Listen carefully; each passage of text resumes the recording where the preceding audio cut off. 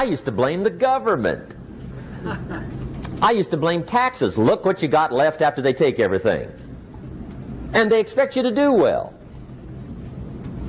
Prices, that one's easy, right? You walk into the supermarket with $20, come out with a little half bag. I used to blame the weather. I blamed the traffic. I used to blame my car.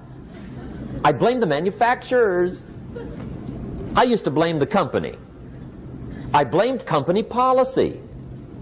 I used to blame the training program. I blame my negative relatives. They were always putting me down. I blame my cynical neighbors. They're just selfish, looking out for themselves. Won't loan you money? They were on my list.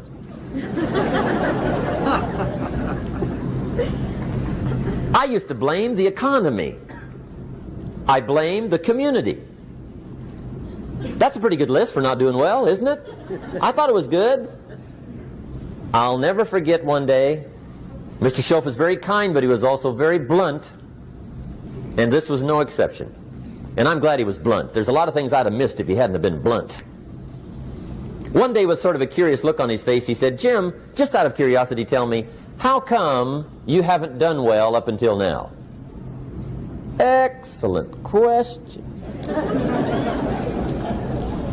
I thought, well, so I won't look too bad, I'll go through my list.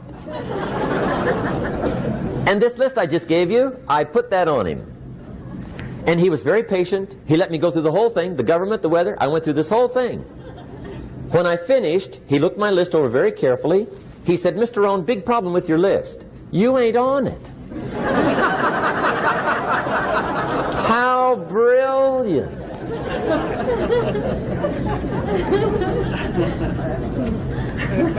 When I went to work for him a few months later, I learned very quickly to tear up my list, reasons for not doing well, and I threw it away. And I got me a fresh piece of paper. And I put one word on it. Me.